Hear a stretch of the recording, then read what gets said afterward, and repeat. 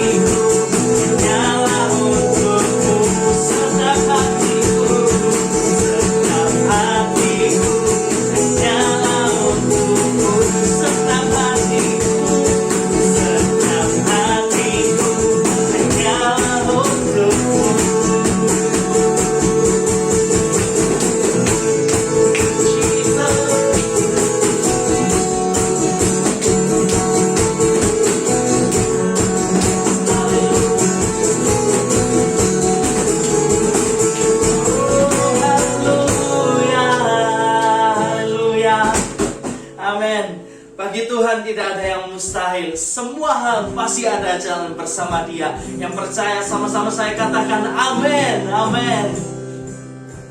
Jesus, all things new, Lord. Oh.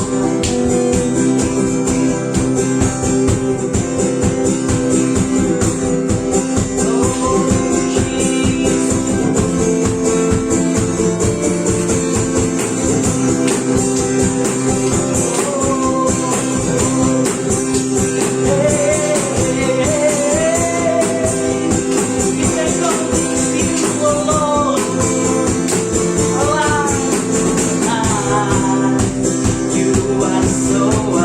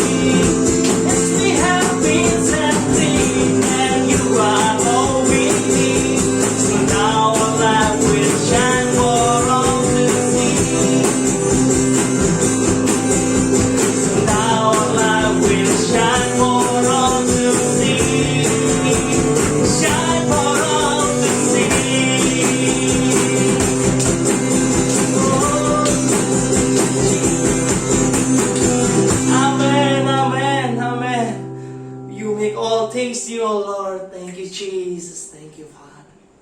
Terima kasih Tuhan. Terima kasih buat hari ini. Hari ini Tuhan kami rindu menghadap tata kudus-Mu sekali lagi. Haleluya. Jesus. Kenapa ya syiriana. Oh,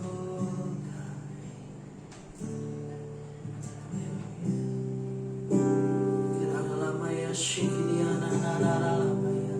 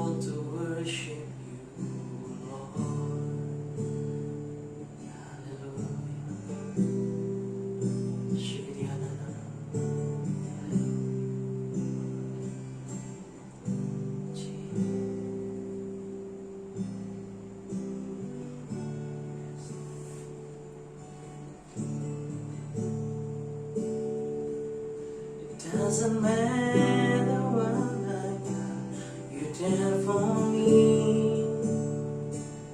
It doesn't matter what I've done, you love for me. You wipe away the tears, you leave me when I fall. My life is saved by the mercy of your grace. It doesn't matter where I go, you walk with me. It doesn't matter where I fall, you come for me. Wipe away the tears, you leave me when I fall. My life is saved by the mercy of your grace.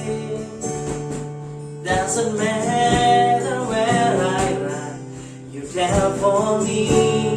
Yes, Lord.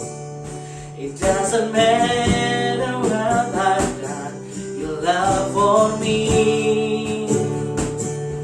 You wipe away the tears, you leave me when I fall. My life is saved by the mercy of your grace. It doesn't matter where I go, you're there for me. It doesn't matter when I fall, you cover me. You wipe away the tears, you leave me when I fall. My life is saved by the mercy of your grace. You are my Father, provider, you're my deliverer.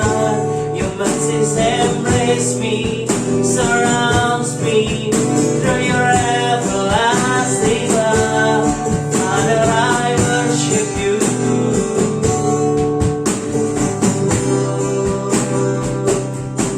Father, I worship you. Mari sekali lagi nyanyikan lagu ini. You are my Father.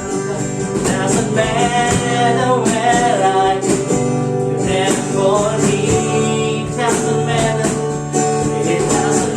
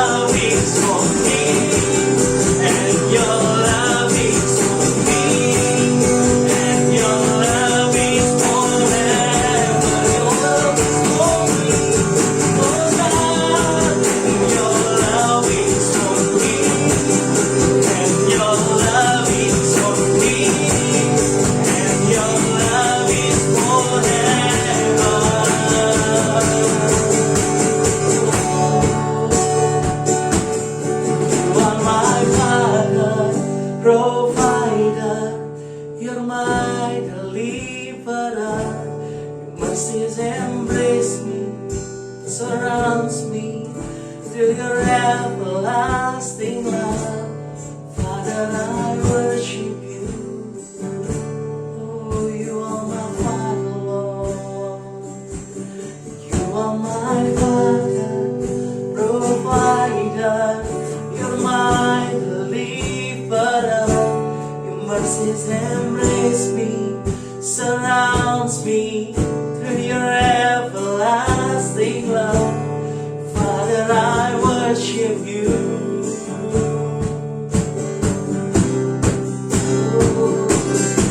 You are my Father, provider. You're my deliverer. Mercies embrace me, surrounds me through your everlasting love. Father, I worship you.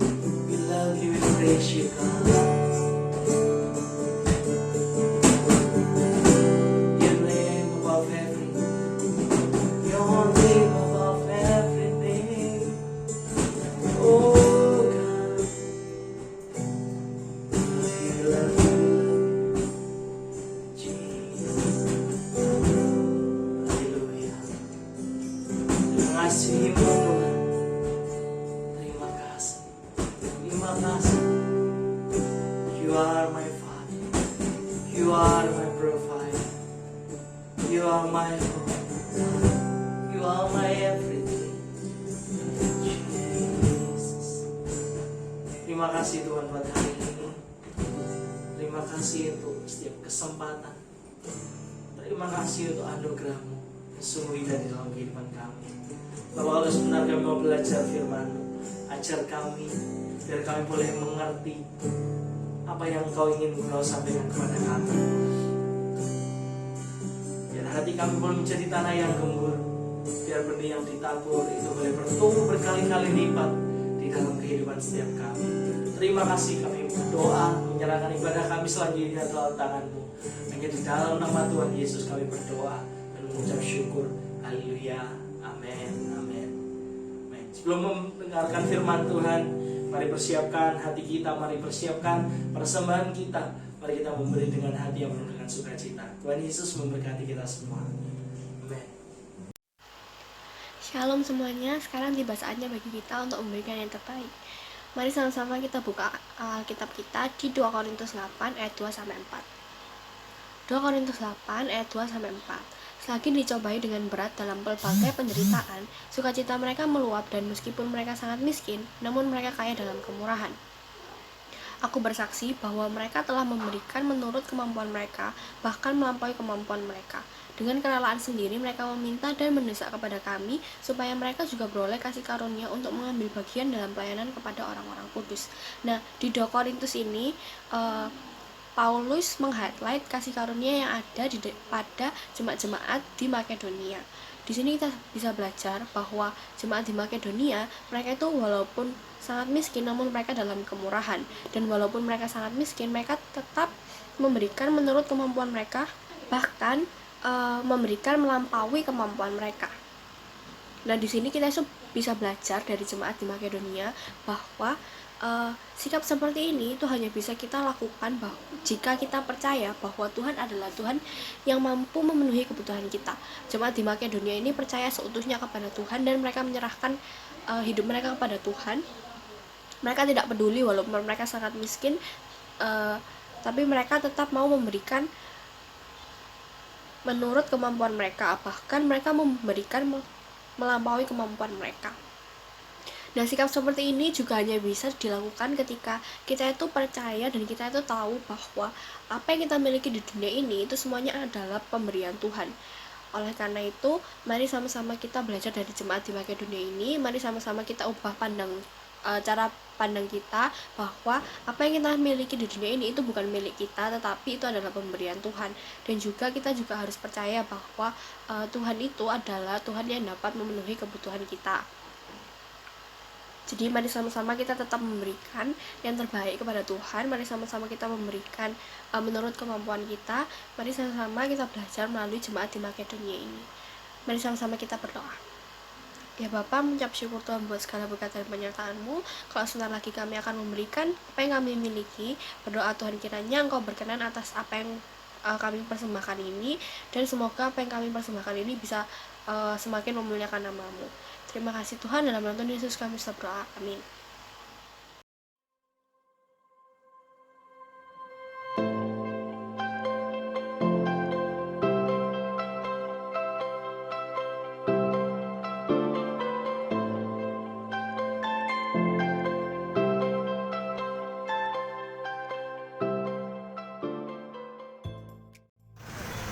Ada kalian. So, kembali lagi bersama saya Edwin Christian di Chat Community Harvest Announcement Time. Dan hari ini saya lagi ada di Cimory Prigen untuk menginformasikan info-info terupdate untuk teman-teman sekalian.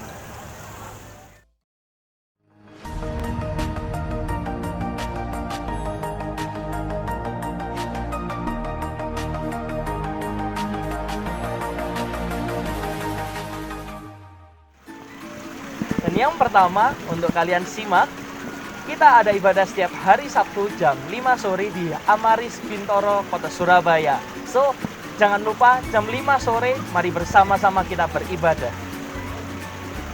Yang kedua, buat teman-teman yang rindu untuk bertumbuh lebih dalam lagi di dalam Tuhan, mari bergabung bersama kami di dalam Force Community yang akan diadakan setiap hari Jumat jam 7 malam.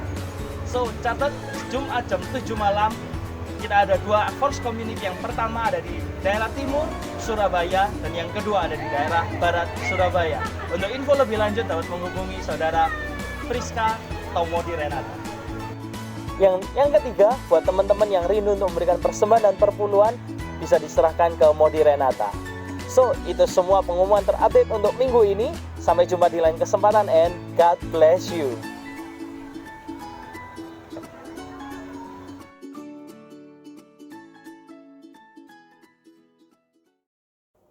Shalom, gimana kabarnya? Udah lama banget ya kita nggak ketemu. Hari ini saya mau bagikan firman Tuhan. Sorry banget kalau telat ibadahnya, karena udah 3-4 hari ini saya nggak enak badan. Tapi saya percaya firman Tuhan hari ini akan memberkati setiap kita, amin. Karena itu yuk sama-sama kita berdoa. Bapak, kami bersyukur Tuhan buat kesempatan hari ini, sehingga setiap kami bisa mendengarkan firman-Mu. Bapakku berdoa biar Engkau berbicara kepada setiap kami Tuhan. Bapak, kami tahu walaupun mungkin kami mendengarkan di tempat kami masing-masing, tapi tangan-Mu gak kurang panjang untuk menjamah dan bekerja dalam setiap kami. Karena itu aku berdoa biar hari ini kami boleh merasakan hadirat-Mu. Roh Kudus, Engkau bebas bekerja. Bekerjalah dengan cara-Mu yang luar biasa. Berkati ibadah kami dari awal pertengahan sampai akhirnya. Hanya di dalam nama Yesus kami berdoa ucap syukur. Haleluya. Amin. Amin. Kita semua tahu gitu kan, bulan lalu kita merayakan Paskah. Tentunya kita tahu bahwa Paskah itu adalah hari di mana kita menerima anugerah yang terbesar dari Bapa di sorga gitu kan. Hari Paskah itu adalah hari di mana Kristus mengorbankan dirinya di atas kayu salib. Dan karena pengorbanannya, maka kita semua bisa menerima pengampunan dosa, kebangkitan badan, dan nantinya kita akan menerima kehidupan yang kekal di sorga. Dan karena pengorbanan Kristus di kayu salib, maka setiap kita sekarang bisa hidup dengan penuh sukacita dan berkemenangan di bumi ini. Karena itu judul khotbah saya hari ini adalah hidup yang berkemenangan dan penuh sukacita. Ya, sekali lagi, pengorbanan Kristus di atas kayu salib itu bukan cuma sekedar untuk menebus dosa kita, tetapi untuk memberikan kepada setiap kita kehidupan yang kekal, kehidupan yang baru. bukan cuma sekedar kehidupan kekal di sorga nanti, tetapi kehidupan yang baru di bumi ini. Kehidupan yang seperti apa? Kehidupan yang penuh dengan kemenangan dan sukacita. Tapi mungkin ada di antara kita yang bilang, duh kayaknya hidup berkemenangan itu bukan buat aku deh. Kayaknya aku nggak terlalu bisa bersuka cita. Soalnya hidupku tuh masih banyak masalah, masih ada penyakit yang nggak sembuh-sembuh. Aku cari kerjaan nggak dapet-dapet, masa depanku masih nggak menentu, sekarang aku juga masih kuliah. Apapun itu, apapun yang engkau alami. Kayaknya apapun masalah yang engkau alami, itu akan membuat engkau berpikir, mana bisa aku bersuka cita dengan semua hal itu. Kalau saat ini kalian merasakan hal itu, saya mau kasih tahu bahwa saya sangat mengerti perasaan kalian. Kenapa? Karena seringkali saya juga mengalami hal yang sama. Seringkali saya mengalami masalah, entah itu karena sesuatu kesalahan yang saya buat sendiri, atau karena apapun yang terjadi di luar kekuatan saya, kemampuan saya untuk mengatasinya. Dan saya berdoa, saya minta Tuhan menolong saya, tapi sepertinya pertolongan itu nggak kunjung datang. Seringkali juga kita berdoa dan sepertinya Tuhan itu nggak menjawab, dan akhirnya kita tuh merasa kalah. Tapi saya percaya hari ini Tuhan ingin mengajarkan kepada setiap kita bahwa Yesus bukan cuma bisa mengatasi setiap permasalahan yang ada, tapi Yesus itu sebetulnya mengerti. Dia pernah mengalami setiap pergumulan kita, dia memahami kita, dan dia rindu untuk memberikan kemenangan buat setiap kita. Amin. Dan saya berdoa biar hari ini firman Tuhan boleh menjadi sumber kekuatan buat setiap kita, sumber penghiburan. Hari ini sebetulnya saya ingin membahas tentang 3 hari di hari Paskah. Saya tahu mungkin udah telat ya 1 bulan gitu, tapi 3 hari di hari Paskah ini sebetulnya juga melambangkan kehidupan yang kita alami dalam hidup sehari-hari. Hari apakah itu? Ada Jumat Agung, ada Sabtu Sunyi, dan akhirnya hari Minggu Paskah. Yang pertama, Jumat Agung. Jumat Agung sebetulnya melambangkan penderitaan dan kesengsaraan. Minggu Paskah itu kan diawali dengan Jumat Agung, kita tahu semua gitu ya. Hari di mana Allah itu memberikan putranya yang tunggal untuk setiap kita. Jumat Agung itu sebetulnya juga peringatan akan penderitaan yang terbesar dalam kehidupan manusia. Itu diawali dari hari Kamis malam. Waktu itu Yesus sebetulnya sudah tahu kalau esoknya dia harus memberikan dirinya untuk disalib dan mati buat semua dosa manusia. Karena itu di hari Kamis malam dia mulai mengajak murid-muridnya untuk pergi ke Taman Getsemani dan meminta mereka untuk berdoa bersama-sama dengan dia. Lalu dia mulai kasih tahu mereka, sebentar lagi akan ada saatnya di mana anak manusia itu akan diserahkan. Dan kita tahu setelah itu, kita tahu ceritanya gitu kan, Yudas selalu datang bawa pasukan, dia cium Yesus, Yesus mulai ditangkap, lalu Yesus diadili, ada begitu banyak saksi palsu. Dan akhirnya diserahkan ke Pontius Pilatus dan akhirnya dia diputuskan untuk disalibkan. Di hari Jumat, Yesus mengalami penderitaan dan rasa sakit yang terbesar yang pernah dialami oleh manusia. Secara jasmani, dia tuh disiksa gitu kan, dipukul dicambuk dengan cambuk berduri, dia dipakaikan mahkota duri, dan dia dipaksa untuk memikul salibnya ke Bukit Golgota. Seluruh tubuhnya itu hancur. Dia mati dan pada akhirnya dia mati di atas kayu salib. Tahu nggak kalian bahwa mati di atas kayu salib itu sebetulnya adalah salah satu kematian yang paling menyiksa. Kenapa? Karena itu nggak mati langsung gitu ya. Kalau orang mati ditembak gitu, mereka matinya mungkin langsung nggak lama. Tapi kalau mati di atas kayu salib, mereka itu akan mengalami kesulitan bernafas. Karena tulang rusuk ketika mereka disalib, tulang rusuk itu akan menekan iga mereka sehingga mereka mengalami kesulitan bernafas. Bukan cuma berjam-jam, kadang-kadang bisa sampai berhari-hari, sampai akhirnya mereka mati. Lalu secara emosional, Yesus itu dipermalukan gitu kan. Dia dihukum sebagai seorang kriminal rendahan gitu kan. Dia dianiaya, ditelanjangi, dilecehkan, diludahi, dihina. Yesus mengalami penderitaan yang sangat-sangat besar secara emosinya. Dan juga secara rohani gitu. Kenapa saya bilang Yesus menderita secara rohani?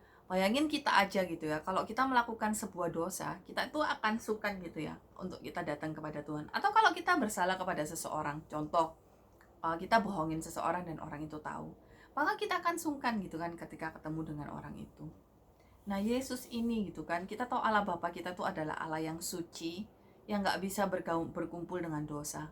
Tetapi Yesus ini menanggung dosa seluruh manusia yang pernah ada, yang akan datang di pundaknya.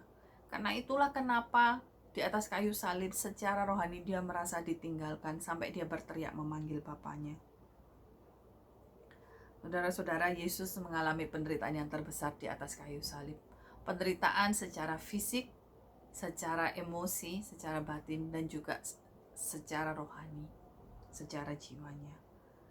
Mungkin ada di antara kita yang saat ini juga mengalami hal yang sama. Engkau sedang bergumul, engkau mengalami kesulitan, engkau sedang dalam penderitaan. Saya mau kasih tahu, Yesus mengerti apa yang engkau rasakan. Ibrani 4 ayat yang ke-15 berkata, sebab imam besar yang kita punya bukanlah imam besar yang tidak dapat turut merasakan kelemahan-kelemahan kita. Sebaliknya sama dengan kita, ia telah dicobai, hanya tidak berbuat dosa. Allah yang kita punya, Yesus yang kita sembah, dia itu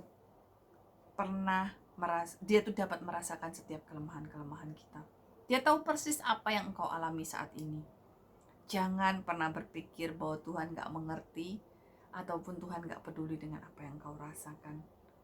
Dan jangan pernah berpikir bahwa masalahmu itu terlalu besar sampai Allah gak sanggup menolongmu. Karena Ibrani 2 ayat yang ke-18 berkata, sebab oleh karena ia sendiri telah menderita karena pencobaan, maka ia dapat menolong mereka yang dicobai. Sekali lagi, Yesus pernah merasakan semua yang kita alami. Karena itu dia mampu untuk menolong kita. Dia mampu untuk melepaskan kita dari setiap keadaan yang kita alami. So, don't ever give up. Kalau engkau dalam situasi ini, jangan pernah menyerah. Ketahuilah bahwa engkau berada di hari Jumat. Teruslah bertahan. Karena hari Sabtu akan datang. Apa itu hari Sabtu? Hari yang kedua, hari Sabtu. Hari Sabtu sebetulnya juga melambangkan keraguan dan kebingungan. Hari yang penuh dengan kehilangan dan duka cita. Kalau kita baca dalam Matius 26 ayat 31, sebelum Yesus pergi ke atas kayu salib, sebetulnya dia sudah memperingatkan murid-muridnya. Dia berkata, maka berkatalah Yesus kepada mereka, malam ini kamu semua akan tergoncang imanmu karena aku. Sebab ada tertulis, aku akan membunuh gembala dan kawanan domba itu akan tercerai-berai. Saya suka sekali terjemahan kitab The Message. Dikatakan, then Jesus told them, before the night's over, you're going to fall to pieces because of what happens to me. There is a scripture that says, I'll strike the shepherd, helter-skelter, the sheep will be scattered. So dia memperingatkan murid-muridnya, dia katakan, imanmu akan tergoncang karena apa yang terjadi padaku. Tapi waktu murid-murid mendengar hal itu, mereka semua bilang, enggak Tuhan, kami enggak akan tergoncang, kami akan terus mengikutmu. Tapi kita semua tahu kisahnya kan? Di Taman Getsemani ketika Yesus ditangkap, murid-murid ketakutan dan mereka lari tercerai-berai. Tapi coba bayangkan, ketika kalau kita adalah murid-murid Yesus, ketika mereka lari di Kamis malam itu, tentunya sepanjang hari Kamis dan Jumat, mereka akan masih berharap supaya ada sesuatu yang terjadi, ada suatu perubahan yang terjadi. Kenapa? Karena buat murid-murid Yesus adalah pengharapan mereka satu-satunya. Mereka udah meninggalkan segalanya. Selama 3 tahun mereka mengikut Yesus. Yesus adalah pengharapan mereka satu-satunya. Kalau saya jadi salah seorang murid-muridnya, pastinya hari Jumat malam sampai hari Kamis malam sampai hari Jumat saya akan terus berdoa, meminta pertolongan dari Bapa supaya Bapa melakukan sesuatu, supaya Bapa mengintervensi biar Yesus itu boleh diselamatkan secara ajaib. Akan tetapi sayangnya doa dan pengharapan murid-murid itu nggak terjadi. Di hari Jumat, Yesus mati di atas kayu salib. Bisa nggak kalian bayangkan apa yang murid-murid rasakan di hari Sabtu? Pastinya mereka bingung gitu kan, mereka ragu. Mereka kehilangan semua pengharapan. Mereka nggak tahu apa yang harus mereka lakukan. Kalaupun mereka mau berdoa, mereka nggak tahu apa lagi yang harus mereka doakan. Apalagi gitu kan, hari Sabtu itu kan buat orang Yahudi itu adalah hari Sabat. Sehingga mau nggak mau mereka harus stay di rumah, mereka nggak bisa melakukan apapun. So, saudara mungkin ada di antara kalian yang mengalami hal yang sama. Kalian dalam pergumulan, kalian sudah berdoa, tetapi nggak ada perubahan. Atau kita sedang bingung karena apa yang kita harapkan, apa yang kita pegang satu-satunya itu hancur berantakan. Sehingga kita nggak bisa ngelihat masa depan kita itu akan jadi seperti apa. Atau mungkin ada di antara kita yang barusan aja mendengar kabar buruk, baik tentang mungkin keluarga kita atau kondisi kita sendiri. Kita kehilangan pengharapan. Dan tentunya ini adalah saat yang nggak kita sukai. Karena setiap kita sebetulnya secara manusia kita tuh ingin ada kejelasan dan kepastian dalam hidup ini. Tetapi saya mau katakan kalau seandainya kalian mengalami hal ini, kalian gak sendirian. Karena ada Yesus yang selalu bersamamu. Seringkali ketika saya sendirian, saya memakai ayat ini. Ayat ini adalah pegangan hidup saya. Yesaya 43 ayat 2-3a dikatakan, apabila engkau menyeberang melalui air, aku akan menyertai engkau. Atau melalui sungai-sungai, engkau tidak akan dihanyutkan. Apabila engkau berjalan melalui api, engkau tidak akan dihanguskan. Dan nyala api tidak akan membakar engkau. Sebab akulah Tuhan Allahmu, yang Maha Kudus, Allah Israel, Juru Selamatmu. Yesus berkata, apapun yang engkau alami, apapun keadaanmu, ingatlah aku gak pernah meninggalkanmu. Karena itu bertahanlah, jangan pernah menyerah. Jadi saudara, sekali lagi kalau engkau sedang berada di hari Jumat, engkau sedang mengalami pergumulan, atau engkau sedang berada di hari Sabtu, engkau kebingungan dan kehilangan semua pengharapan, teruslah bertahan. Ingatlah bahwa Yesus ada bersamamu. Teruslah bertahan, sebab hari Minggu akan datang. Apa itu hari Minggu? Hari Minggu adalah hari yang penuh dengan kemenangan dan sukacita. Hari di mana kita merayakan kebangkitan Yesus. Hari di mana semua keraguan, kebimbangan kita sirna. Sebab Yesus sudah bangkit dan menang. Dan karena Yesus sudah bangkit dan menang, maka setiap kita bisa mendapatkan pengharapan yang baru. Yohanes 11 ayat 25-26 berkata, jawab Yesus, akulah kebangkitan dan hidup. Barang siapa percaya kepadaku, ia akan hidup walaupun ia sudah mati. Dan setiap orang yang hidup, yang percaya kepadaku, tidak akan mati selama-lamanya. Percayakah engkau akan hal ini? Saya ulangi sekali lagi. Jawab Yesus, akulah kebangkitan dan hidup. Barang siapa percaya kepadaku, ia akan hidup walaupun ia sudah mati. Dan setiap orang yang hidup dan yang percaya kepadaku tidak akan mati selama-lamanya. Percayakah engkau akan hal ini? Saya percaya hari ini Yesus sedang menanyakan pertanyaan yang sama kepada setiap kita. Percayakah engkau bahwa engkau bisa bangkit bersama dengan Kristus? Apa yang saat ini mati dalam kehidupanmu? Apakah itu? Pekerjaanmu kah? Keluargamu? Keuanganmu? Pengharapanmu? Atau mungkin mimpi yang sudah engkau kubur? Apa yang mati dalam hidupmu? Saya percaya hari ini Tuhan rindu untuk membangkitkannya kembali. Tuhan rindu untuk memberikan pengharapan yang baru, kemenangan yang baru buat setiap kita. Sebab dia ingin setiap kita hidup berkemenangan. Amin. Oke, jadi ada 3 hari yang sudah saya sebutkan. Hari Jumat, Sabtu, dan Minggu. Tentunya setiap kita ingin bisa bertahan ke hari Minggu gitu kan. Karena hari Minggu adalah hari yang penuh dengan kemenangan dan sukacita. Tetapi bagaimana caranya kita bisa melewati hari Jumat dan Sabtu? Apa yang harus kita lakukan? Saya kasih 2 langkah praktis. Yang pertama, kalau seandainya engkau sedang dan 2 langkah ini sebenarnya adalah langkah yang saya pelajari dari teladan hidup Kristus. Apakah itu? Yang pertama, ketika engkau sedang mengalami penderitaan, ketika engkau sedang mengalami kesulitan, ketika engkau sedang hilang pengharapan, just reach out to others. Oke, jangan pernah membiarkan dirimu sendirian, tetapi mulai kelilingi dirimu dengan teman-teman yang bisa menolong engkau, teman-teman yang positif, yang bisa mendukung engkau, yang bisa berdoa bersama-sama dengan engkau. Ketika Yesus sedang bergumul, dia nggak pernah membiarkan dirinya untuk sendirian gitu kan. Dia mengajak murid-muridnya untuk berdoa bersama. Dan sama buat setiap kita gitu kan. Ketika kita sedang bergumul, jangan pernah biarkan dirimu sendirian. Kita butuh orang lain. Kita butuh teman-teman yang bisa menguatkan kita. Kita butuh pemimpin yang bisa mendukung dan berdoa buat kita. Jadi yang pertama, reach out to others. Lalu yang kedua, ketika engkau sedang dalam kebimbangan, ketika engkau sedang bergumul, cry out to God. Di Taman Getsemani, Yesus mulai berteriak kepada Bapa. Dia mulai menyatakan keinginannya. Dia bilang, Bapak kalau boleh biarlah cawan ini berlalu daripadaku. Bapak aku gak kuat, tolong Tuhan.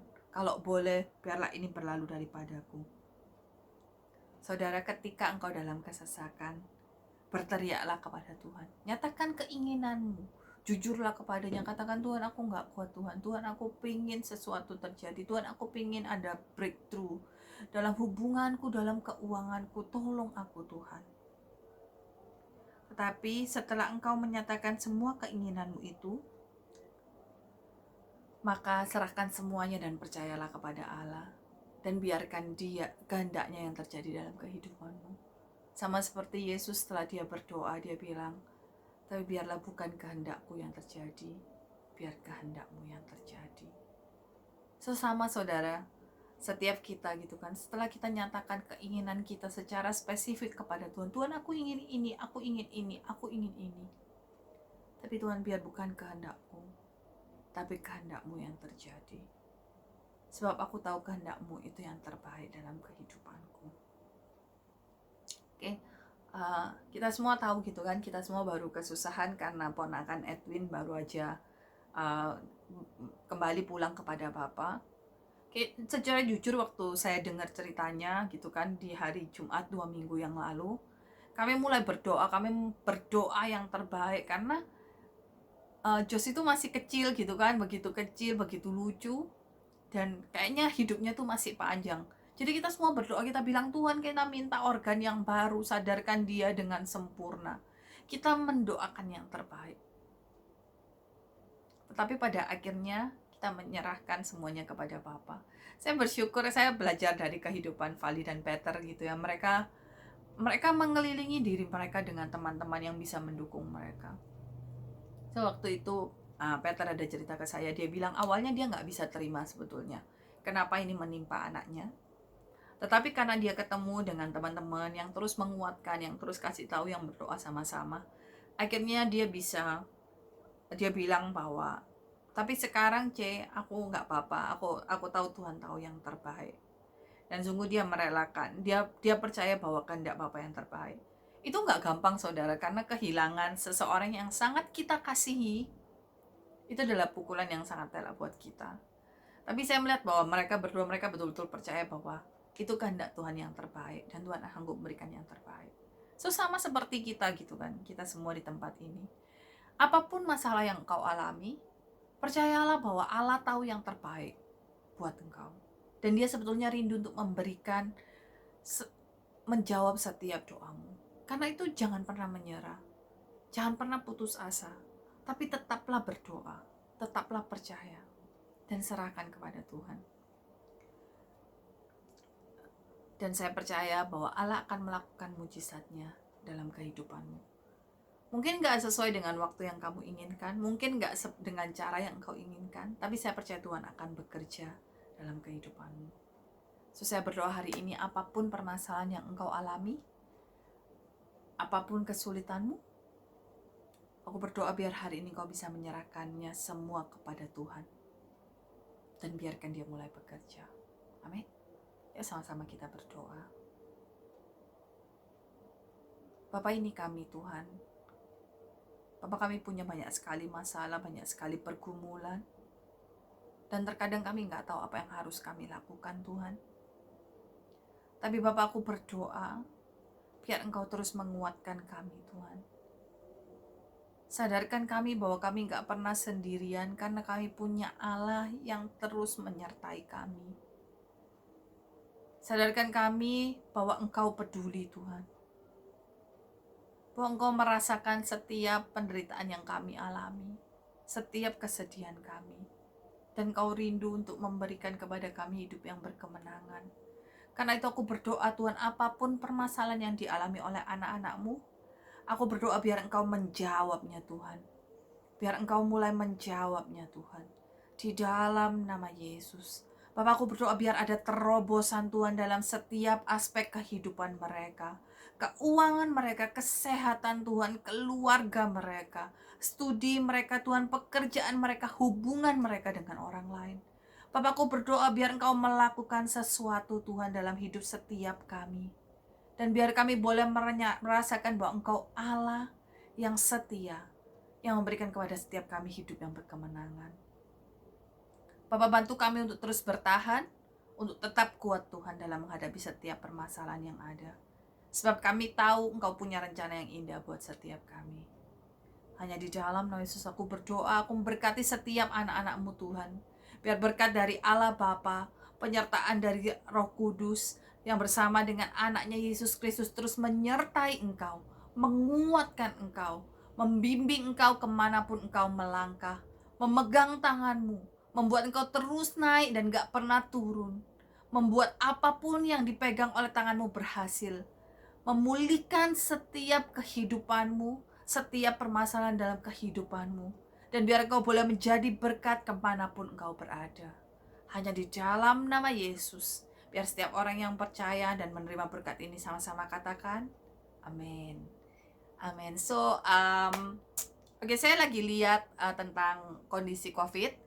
Kalau seandainya kondisinya mereda, maka I think in 1 or 2 months mungkin kita bisa resume ibadah kita. So, mari sama-sama berdoa, oke? Jangan keluar kalau nggak butuh. And stay safe. God bless you. Love you all. Bye.